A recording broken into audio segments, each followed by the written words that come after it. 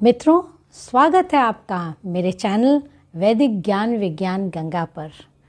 22 मार्च को हमारा नव संवत्सर आरंभ हुआ और उसको चैत्र प्रतिपदा कहते हैं, गुड़ी पड़वा भी कहते हैं, मेष संक्रांति कहते हैं। विक्रम संवत का आरंभ भी उसी दिन हुआ। वेद और मानव उत्पत्ति संवत उसी दिन से आरंभ होता है। उसकी संख्या है 1,96,53,125 वर्ष। इतने वर्ष हमारी मानव उत्पत्ति को हो चुके हैं और वेदों को भी इतना ही समय हो चुका है। उसके पूर्व जो सृष्टि है उसके और वेद संवत के बीच में 1 करोड़ वर्षों का अंतर होता है हमेशा। उसकी संख्या है सृष्टि संवत 1,29,49,49,125 वर्ष हो चुके हैं।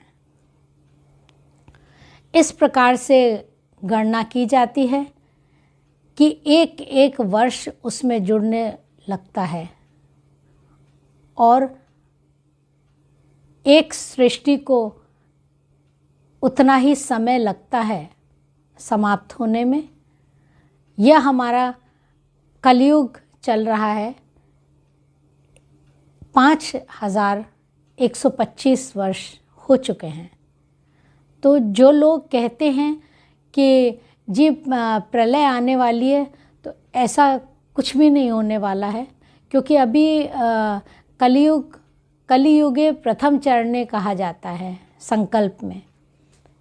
अर्थात कलियुग का सिर्फ प्रथम चरण चल रहा है, जिसके केवल 5,000 वर्ष और 125 वर्ष हो चुके हैं। अभी तो उसमें 4 लाख और 27,000 वर्ष और पूरे होने हैं। तब तक हम कितनी बार जन्म लेंगे और कितनी बार मृत्यु को प्राप्त होंगे। हमारा ये नव संवत्सर सबसे प्राचीन, संसार का सर्वप्रथम नैसर्गिक संवत्सर होता है। यह वैदिक संवत्सर एक गणना के अनुसार होता है। इसकी एक एक कड़ी जुड़ती है और इसे ऋग्वेद के कई मंत्रों में बताया गया है। सृज धातु से सृष्टि शब्द बना है। उसका अर्थ है रचित वस्तु। संसार शब्द श्री धातु से व्युत्पन्न है। उसका अर्थ है बहना। इस प्रकार से ये सारे अर्थ संस्कृत में तथ्य शब्दों से ही निकलते हैं। तथ्यपूर्ण है संस्कृत भाषा। परमात्मा ने सृष्टि की उत्पत्ति करके 6 ऋतुओं से उसका श्रृंगार करके उसके पश्चात मानव को भेजा।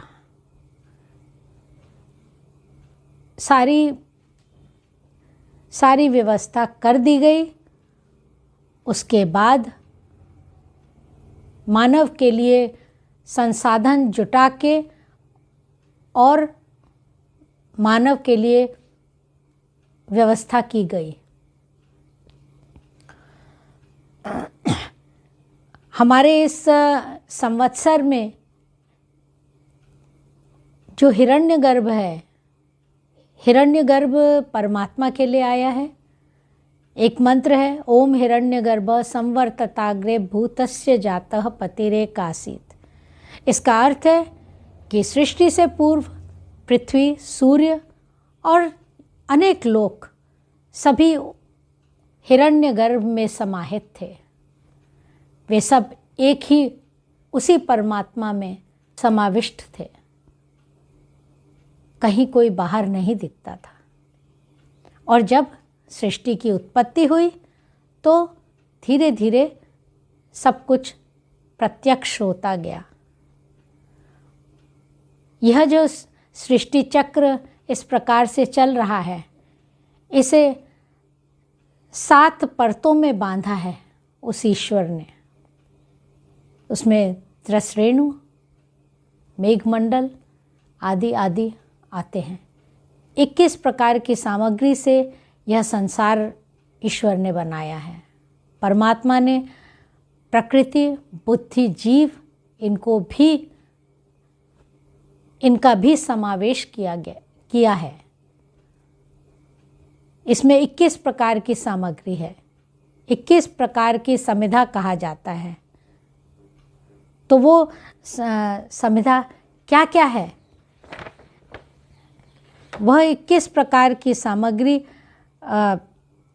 कान, त्वचा, नेत्र, जीभ, नासिका, वाक, पग, हाथ, गुदा, उपस्थ, शब्द, रूप, स्पर्श, रस, गंध, पृथ्वी, जल, अग्नि, वायु और आकाश हैं। इस प्रकार से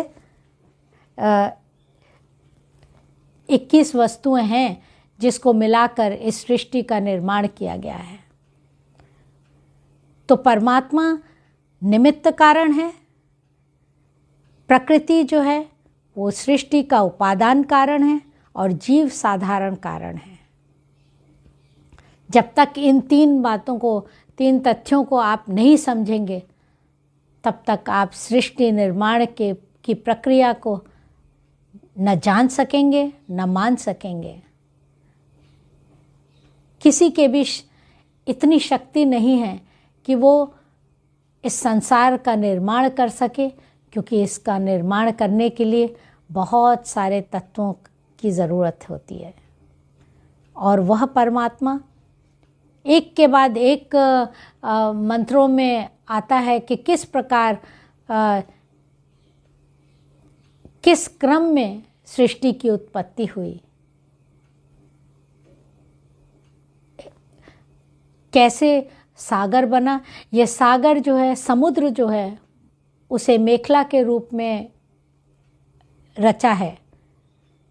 यदि समुद्र ना होता तो कुछ भी ना होता। वह एक बाउंड्री की तरह क्रिएट किया गया है। और यह जो संरचना है, यह आज से नहीं, वेद मंत्रों में कहा गया है कि यथा पूर्वम अकल्पयत, अर्थात जैसे पूर्व सृष्टियों में हुआ है